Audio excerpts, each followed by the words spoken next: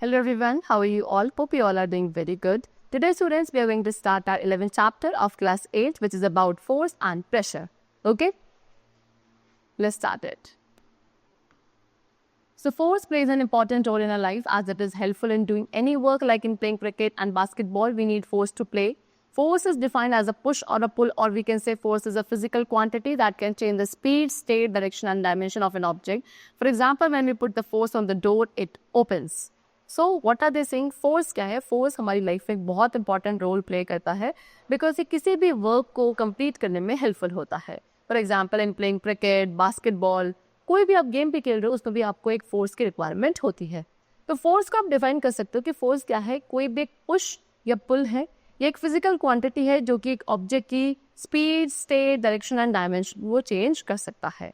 For example जब आप door पे फोर्स लगाते हैं तो वो ओपन हो जाता है और उसी को दोबारा से फोर्स लगाने पे वो क्लोज भी हो सकता है. तो फोर्स क्या है? एक इफेक्ट है जो कि दो ऑब्जेक्ट्स के इंटरेक्शन की वजह से कॉज होता है एंड उस ऑब्जेक्ट की स्टेट को चेंज करने का ट्राई करता है. Pressure is the force acting on an object in perpendicular direction to the surface of the object that results in spreading of force over a certain area. अब pressure क्या है? Pressure वो force है जो एक object के ऊपर act करता है एक परपेंडिकुलर डायरेक्शन में with the surface of the object, जिसकी वजह से वो फोर्स एक सर्टेन एरिया पे स्प्रेड हो जाता है. Now first of all we are going to discuss about force in a detail manner, that is a push और a pull. So as I told you, एक कोई भी पुश या पुश, किसी भी ऑब्जेक्ट को आप पुल कर रहे हो, पुश कर रहे हो, जिसकी वजह से उसका जो स्टेट है, ओके, चाहे वो रेस्ट का हो या मोशन का हो, वो चेंज हो रहा है, that is called force. For example आप एक ड्रॉर को ओपन कर रहे हो, आप उसको पुल करना पड़ेगा एंड उस ड्रॉर को क्लोज करने के लिए फिर आपको उसे पुश करना पड़ेगा. इस तरीके से दोनों ही कंडीशन में यहाँ पे एक पर्सन क्या करेगा? फोर्स अप्लाई करेगा बाय आइदर पुलिंग और pushing. Okay, now next, so force. अब इसका मतलब क्या है? एक फोर्स क्या कर सकता है? एक ऑब्जेक्ट की डायरेक्शन को चेंज कर सकता है. ठीक है, आपके टुवर्ड्स भी. अगर आप उसे पुल करोगे एंड अगर आप उसको मूव अवे करोगे, यानी कि अपने से दूर रखोगे, उसे पुश करोगे तो वो आपसे दूर भी जा सकता है. कभी कभी आप फोर्स को सिंपली डिफाइन कर सकते हो कि एक ऐसा पुश, पुल या पुश है जिसमें एक ऑब्जेक्ट पे लगाया जाता है ना, from the object interaction with another object. जैसे कि स्प्रिंग, इलास्टिक, ये भी क्या है? दो टाइप के फोर्सेस हैं. एक बॉल को किक करने के लिए एक पर्सन को उसे पुश करना पड़ता है, यानी कि वहाँ पे फोर्स अप्लाई करना पड़ता है. एक बाइसाइकिल को राइड करने के लिए भी एक पर्सन को उसे पेडल करना पड़ता है एंड इस कंडीशन में आप फोर्स अप्लाई करते हो जब आप क्या कर रहे हो? उस बाइसाइकिल को पेडल दे रहे हो, right? Now effects of force. अब force के क्या क्या effects है? So force acting on an object causes the object to change its shape or size for starting, to start moving, to stop moving, to accelerate or decelerate. So यानी कि force जो किसी object पे लगेगा उससे उस object की shape, size को चेंज किया जा सकता है, उसके मोशन, उसको स्टेट ऑफ मोशन में लाया जा सकता है या स्टेट ऑफ मोशन से रेस्ट में लाया जा सकता है, एक्सेलरेट किया जा सकता है, डी एक्सेलरेट किया जा सकता है. ठीक है, तो जब भी कोई दो ऑब्जेक्ट के बीच में इंटरेक्शन होगा वहाँ पे एक फोर्स लगाया जाएगा एक दूसरे के ऊपर एंड इन एक्सटर्नल फोर्सेस जो होते हैं ये इक्वल इन साइज होंगे लेकिन ऑपोजिट इन डायरेक्शन होंगे. Now force can move a stationary object. जैसे कि पहला इफेक्ट क्या पढ़ रहे हैं हम कि फोर्स एक स्टेशनरी ऑब्जेक्ट को मूव कर सकता है, यानी कि फोर्स से एक ऑब्जेक्ट जो कि स्टेशनरी पोजीशन पे यानी कि रेस्ट पोजीशन पे है वो मूव करना स्टार्ट कर सकता है एंड एक मूविंग ऑब्जेक्ट की स्पीड एंड डायरेक्शन को भी चेंज किया जा सकता है बाय अप्लाइंग फोर्स. ठीक है, एंड जो चेंज स्पीड या डायरेक्शन में आता है किसी भी ऑब्जेक्ट की, that change is called acceleration. Then next is what? A force can stop a moving object. अब एक मूविंग ऑब्जेक्ट को भी स्टॉप किया जा सकता है बाय अप्लाइंग फोर्स, यानी कि एक ऑब्जेक्ट जो मूव कर रहा है एंड आप उसके मोशन के डायरेक्शन से ऑपोजिट डायरेक्शन में कोई फोर्स अप्लाई करते हो तो ऑब्जेक्ट जो है डीएक्सेलरेट होगा एंड स्लो डाउन हो जाएगा. इसका मतलब है ना, दैट मीन्स व्हाट? देखिए एग्जाम्पल यह है, आप एक बॉल को थ्रो करते हो ऊपर की तरफ एक गिवन वेलोसिटी के साथ, सो वो क्या स्लो डाउन होता है जैसे जैसे वो क्या ऊपर की तरफ जाएगा due to the force of gravity. Then next we have what? A force can change the speed of a moving object. एक फोर्स मूविंग ऑब्जेक्ट की स्पीड को भी चेंज कर सकता है. अगर आप फोर्स को मोशन की जो ऑब्जेक्ट का मोशन है उसी डायरेक्शन में अप्लाई करते हो सो उसकी स्पीड इंक्रीज हो जाती है. Then a force can change the direction of a moving object. एक फोर्स के थ्रू ऑब्जेक्ट की डायरेक्शन को भी चेंज किया जा सकता है. फोर्स को जैसे कि हमने डिफाइन किया था कि एक पुश या पुल है किसी भी एक ऑब्जेक्ट में लगाया जाने वाला एंड वो फैक्टर्स जो इफेक्ट करते हैं कि ऑब्जेक्ट्स कैसे मूव करेगा, उनमें से एक फैक्टर फोर्स की है. सो ये क्या कर सकते हैं, मोशन कॉज कर सकते हैं, मोशन को स्लो डाउन कर सकते हैं, स्टॉप कर सकते हैं, इवन डायरेक्शन जो है मोशन की ऑफ एन ऑब्जेक्ट वो चेंज की जा सकती है जो कि ऑलरेडी आपको मूव कर रहा है. क्योंकि फोर्स जो है क्या कर सकता है, ऑब्जेक्ट की स्पीड और डायरेक्शन में चेंजेस कॉज कर सकता है. तो दैट मीन्स हम क्या कहेंगे कि forces can cause changes in velocity also. Then a force can change shape and size of an object. एक फोर्स के थ्रू ऑब्जेक्ट की शेप एंड साइज भी चेंज हो सकती है. यानी कि एक्सटर्नल फोर्स क्या कर सकता है, किसी भी ऑब्जेक्ट के मोशन, साइज एंड शेप की को चेंज कर सकता है. एंड दोनों ही केसेस में फोर्स क्या करता है, स्प्रिंग के जैसे एग्जांपल जो आपने ऊपर लिया था उसमें दोनों ही केसेस में क्या हो रहा था कि जो स्प्रिंग का साइज है उसमें एक चेंज आ रहा था. आप क्या एक ऑरेंज को स्क्वीज करते हो, है ना, उससे उसकी शेप एंड साइज दोनों ही चेंज हो जाता है. Similarly is the result with compressing a clay ball. Clay ball को भी अगर आप कंप्रेस करोगे तो उसका शेप एंड साइज दोनों चेंज हो जाएगा. ना यूनिट ऑफ फोर्स, अब फोर्स को डिजाइन की जाती है यूनिट दैट इज न्यूटन. ठीक है. So what they are saying कि मेट्रिक या एसआई सिस्टम ऑफ मेजरमेंट में फोर्स की जो यूनिट है that is newton. And Newton की एप्लीकेशन है वेरियस साइंटिफिक मेजरमेंट में. उसके बाद डिस्कस करते हैं टाइप्स ऑफ फोर्सेस. तो बेसिकली दो टाइप्स के फोर्सेस हैं. Number 1 contact forces. Contact forces वो होते हैं जब आप एक ऑब्जेक्ट पे कुछ एफर्ट अप्लाई करते हो, उसके डायरेक्ट कॉन्टैक्ट में आते हो, उन फोर्सेस को कॉन्टैक्ट फोर्सेस कहा जाता है. For example kicking of a football. एक फुटबॉल को आप किक कर रहे हैं, एक कार्ट को पुल करा जा रहा है, स्प्रिंग को स्ट्रेच कर रहे हैं, etcetera. Then some typical contact forces. अब कुछ टिपिकल कॉन्टैक्ट फोर्सेस आपको गिवन है. Number 1 spring force. So spring force work करता है opposite to the displacement of molecules. Molecules के डिस्प्लेसमेंट की डायरेक्शन से ऑपोजिट डायरेक्शन में ये फोर्स वर्क करता है, लाइक इन अ स्प्रिंग और elastic rubber band. Then we have applied force. तो वो फोर्स जो कि हमारे मसल्स के थ्रू अप्लाई किया जाता है that is called applied force. इसको मस्कुलर फोर्स भी कहा जाता है. एग्जाम्पल, आप एक बॉक्स को पुश कर रहे हो, बॉल को किक कर रहे हो, तो वहां पे आप अप्लाइड फोर्स यानी कि मस्कुलर फोर्स लगा रहे हो. Then air resistance force. So वो फोर्स जो एक गैस के थ्रू एक्सर्ट किया जाता है ना, गैस जो एक बॉडी के ऊपर एक्ट कर रही है, ऑपोजिट डायरेक्शन में वहां पे एक फोर्स एक्ट होगा, उसको एयर रेजिस्टेंस फोर्स कहेंगे.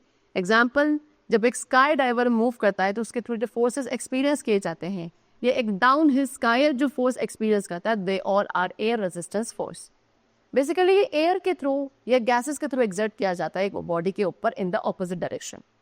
Then we have normal force. Normal force क्या है, ये वो फोर्स है जो कि दो सरफेसेस जब आपस में एक दूसरे के कांटेक्ट में होते हैं, उनके बीच में जो फोर्स एक्ट करता है दैट इज नॉर्मल फोर्स. ये फोर्स सरफेस के परपेंडिकुलर होता है एंड ये out of the surface direction में एक्ट करता है. For example, a box on top of a table. एक टेबल के ऊपर ये बॉक्स रखा है, यहाँ पे कौन सा फोर्स है, एक नॉर्मल फोर्स है. ओके, चल. Now next we come to the topic that is tension force. So ये टाइप का फोर्स है जो कि एक्सपीरियंस किया जाता है किसी भी एक रोप या स्ट्रिंग के थ्रू जो एक ऑब्जेक्ट को होल्ड कर रही है. एक ऑब्जेक्ट को आपने होल्ड करा है किसी स्ट्रिंग के थ्रू, रोप के थ्रू, तो उस रोप या स्ट्रिंग पे जो फोर्स एक्सपीरियंस किया जा रहा है that is tension force. Tension force क्या है, ये हमेशा एक पुल होता है ना कि पुश होता है, राइट. टेंशन फोर्स सेम होता है through out the cable. For example, एक बॉल है जो कि आपने एक स्ट्रिंग के थ्रू हैंग करी है, तो वहां पे कौन सा फोर्स लगेगा, tension force. Next is frictional force. Frictional force दो सरफेसेस जो आपस में कांटेक्ट में है, लेकिन वो क्या एक बॉडी जो कि उनके ऊपर मूव कर रही है उसके मोशन को अपोज करते हैं, ठीक है, ओवर द अदर. इसको फ्रिक्शनल फोर्स कहा जाता है. फ्रिक्शनल फोर्स किसकी वजह से होता है, वो जो दो बॉडीज आपस में कांटेक्ट में है उनके बीच में जो रफनेस है ना, उसकी वजह से फ्रिक्शनल फोर्स कॉज होता है. Now next we come to non contact forces. तो नॉन कॉन्टैक्ट फोर्सेस वो फोर्सेस हैं जो कि एक डिस्टेंस से अकर होते हैं, यानी कि उसमें डायरेक्ट कॉन्टैक्ट की जरूरत नहीं है, विदाउट टचिंग भी वो अकर करते हैं. Now the number 1 is electromagnetic force. तो ये मैग्नेटिक एंड इलेक्ट्रिक इंटरेक्शन की वजह से जो एटम्स एंड मॉलिक्यूल्स होते हैं जिसके थ्रू एक सॉलिड का स्ट्रक्चर डिफाइन किया जाता है, सॉलिड बाइंडेड रहते हैं, उन एटम्स एंड मॉलिक्यूल्स के बीच में जो मैग्नेटिक एंड इलेक्ट्रिक इंटरेक्शन होता है उसको कहा जाता है electromagnetic friction. For example, in a magnet एक पोल्स जो है वो एक दूसरे को अट्रैक्ट करते हैं because of electromagnetic force. Next is gravitational force. Gravitational force क्या है, वो फोर्स जो दो ऑब्जेक्ट के बीच में एक्ट करता है due to presence of matter. For example, earth का ग्रेविटेशनल फोर्स किसी भी एक ऑब्जेक्ट में लगता है जिसकी वजह से वो अपने टुवर्ड्स उसे अट्रैक्ट करता है. एंड जो ये ग्रेविटेशनल फोर्स है इसका फॉर्मूला है m/g. Then nuclear force. Nuclear force responsible होता है न्यूक्लियस की बॉन्डिंग के लिए. फॉर एग्जाम्पल, वो फोर्सेस जिसकी वजह से रेडियो एक्टिव डिके होता है, they all are nuclear force. Now next topic which we are having is pressure. So if you try to hammer a bowling pin into a wall, nothing would probably happen except for people deciding to no longer lend you their bowling pins. आप क्या कर रहे हैं, आप try कर रहे हैं कि एक हैमर के थ्रू आप बाउलिंग पिन को बॉल के अंदर क्या कर रहे हैं, फिक्स करना चाह रहे हैं. सो अगर आप एक हैमर के थ्रू बाउलिंग पिन को बॉल पे फिक्स करेंगे तो वहाँ पे कुछ नहीं होगा. प्रोबेबली नेक्स्ट टाइम क्या होगा, लोग आपको अपनी बॉल ये को नहीं देंगे बाउलिंग पिन को क्या हैंग करने के लिए. लेकिन अगर आप उसको क्या करते हो, हैमर करते हो सेम फोर्स के साथ एक नेल के ऊपर, सो नेल जो है वो ज़्यादा उसके चांसेस है कि वो बॉल के अंदर पेनिट्रेट कर जाएगी. और ये क्या शो करता है कि sometime just knowing the magnitude of the force is not enough. ये क्या शो करता है कि हमेशा ज़रूरी नहीं है कि आपको मैग्नीट्यूड का फोर्स अगर पता है उतना ही इनफ है किसी भी एक एक्शन के होने के लिए. आप वहाँ पे कितना ही फोर्स अप्लाई कर लो लेकिन वो बाउलिंग पिन के थ्रू इंसर्ट नहीं होती. इसके लिए आपको क्या ये भी पता होना चाहिए कि वो फोर्स किस तरीके से एक सरफेस के ऊपर डिस्ट्रीब्यूट होगा, उसका क्या इम्पैक्ट होगा, ये भी जानना ज़रूरी है along with the magnitude of force. Okay, so for the nail, nail के लिए जो फोर्स लग रहा है बॉल और नेल के बीच में वो कॉन्सेंट्रेटेड था एक बहुत छोटे से एरिया पे on the sharp tip of the nail. लेकिन अगर बाउलिंग पिन की बात करें तो वहाँ पे जो एरिया बॉल को टच कर रहा था वो काफ़ी ज़्यादा था एंड इसलिए जो फोर्स था वो काफ़ी कम कॉन्सेंट्रेट हो पा रहा था. ठीक है, चलो. Now next is what, pressure is defined as the force applied over the unit area of a surface. अब प्रेशर वही है, प्रेशर एक फोर्स है जो कि यूनिट एरिया ऑफ सरफेस पे अप्लाई किया जाता है, उसको प्रेशर कहते हैं. या in other words we can say force per unit area, force per unit area को प्रेशर कहा जाता है. अब इस केस में एरिया जो है इनवर्सली प्रोपोर्शनल होता है प्रेशर के. दैट मीन्स व्हाट, कि प्रेशर डिक्रीज होगा with increase in area and pressure increase होगा with decrease in area. Pressure को हम मेजर करते हैं पास्कल में, that is we can write like this PA pascal, ये इसकी SI यूनिट होती है. एंड जो स्टैंडर्ड यूनिट है फोर्स की वो न्यूटन होती थी एंड एरिया की मीटर स्क्वायर होती थी. तो आपका 1 पास्कल 1 न्यूटन पर मीटर स्क्वायर के भी इक्वल होता है. यानी कि व्हाट 1 पास्कल क्या है, 1 पास्कल वो प्रेशर है जो कि एक फोर्स के थ्रू एक्सर्ट किया जाता है और वो फोर्स कितने का होगा, 1 न्यूटन का होगा एंड कितने एरिया पे, 1 स्क्वायर मीटर के एरिया पे वो फोर्स एक्सर्ट होगा. तो वहाँ पे जो प्रेशर माना जाएगा वो 1 पास्कल का माना जाएगा. अब यहाँ पे कुछ एग्जाम्पल्स हैं जो कि प्रेशर के इफेक्ट्स को इलिस्ट्रेट करने वाले हैं, है ना. They have been describe ahead, now let's discuss about them. So while cutting fruit, जब हम फ्रूट को कट करते हैं तो हमें हमेशा एक ऐसे नाइफ को यूज़ करना चाहिए जो शार्प एज का होता है. अगर हम एक ब्लंट एज के नाइफ को यूज़ करेंगे सो हम इस पर्पस को सर्व नहीं कर सकते, बिकॉज जो ब्लंट एज होती है नाइफ की उसका लार्जर सरफेस एरिया होता है then the sharp edge and smaller surface area की वजह से ज़्यादा प्रेशर प्रोड्यूस होता है एक शार्प एज ऑफ नाइफ के थ्रू एंड किसी भी चीज़ को हम ईजिली कट कर सकते हैं.